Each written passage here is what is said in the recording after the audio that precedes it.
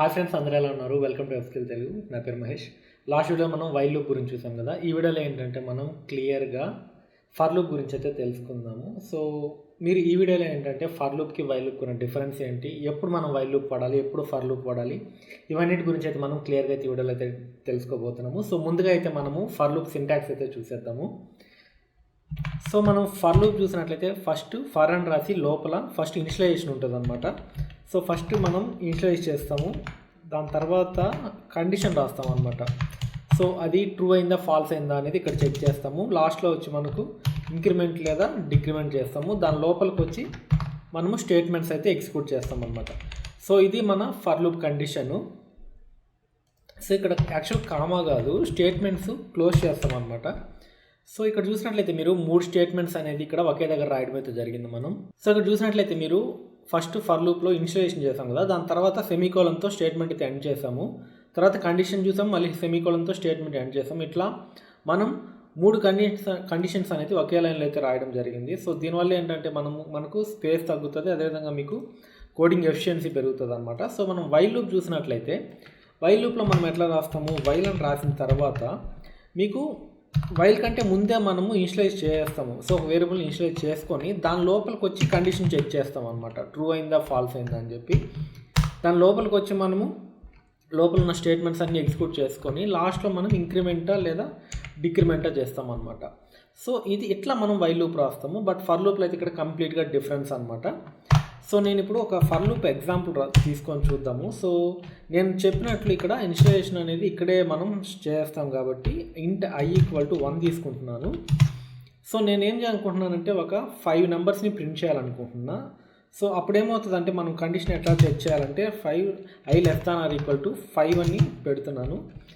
So లాస్ట్లో మనం check చేయాల్సింది i++, దీన్ని ఇంక్రిమెంట్ చేస్తూ ఉంటాం. ఈ కండిషన్ మనకు ఫాల్స్ అయ్యే వరకు అయితే మనం ఇంక్రిమెంట్ చేస్తాము. సో ఇక్కడ నేను వాల్యూ ఏంటి అనేది ప్రింట్ చేస్తున్నాను. సో వాల్యూ ఈజ్ అని చెప్పి నేను ఐ వాల్యూ అయితే ఇక్కడ ప్రింట్ చేస్తున్నా చూడండి. సో ఫైనల్గా ఇక్కడ చూసినట్లయితే మనకు ఫస్ట్ ఐని ఇనిషియలైజ్ చేశాను, 1 అవుతుంది. దాని తర్వాత i <= 5 అనమాట. సో 1 <= 5 కండిషన్ ట్రూ అయింది. కిందకు వచ్చి మనకు i ప్రింట్ అవుద్ది.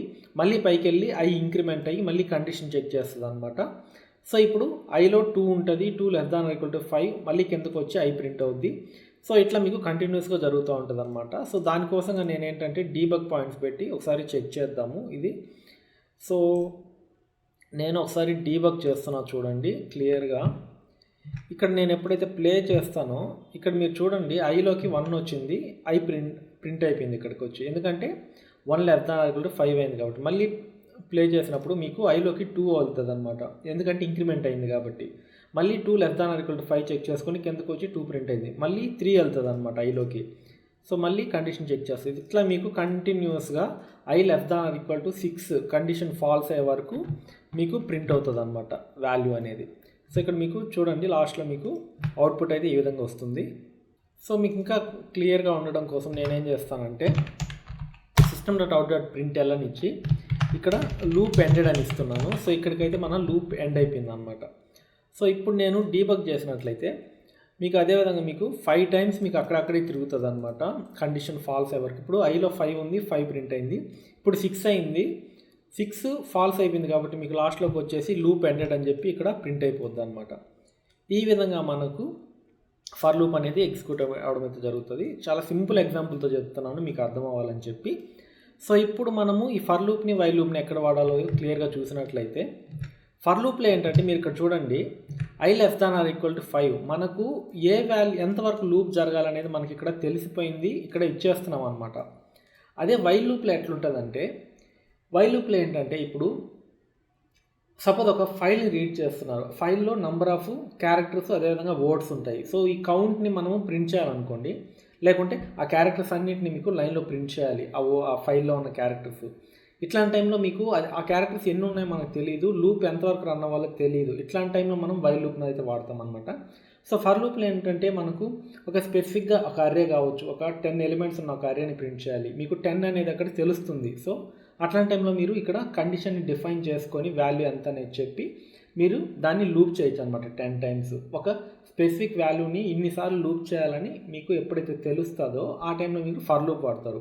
ఎప్పుడైతే మీకు ఒక అన్నోన్ వాల్యూ ఇచ్చి దాన్ని లూప్ చేయమంటారో అట్లాంటి టైంలో మీకు వైల్ లూప్ అనేది బాగా యూజ్ అవుతుంది అనమాట.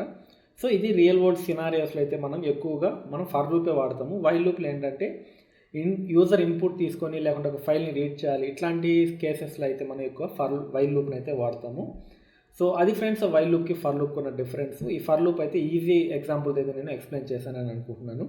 సో నెక్స్ట్ వీడియోలో మళ్ళీ కలుద్దాం. అంతవరకు సెలవు. This is Mahesh signing off. Bye bye.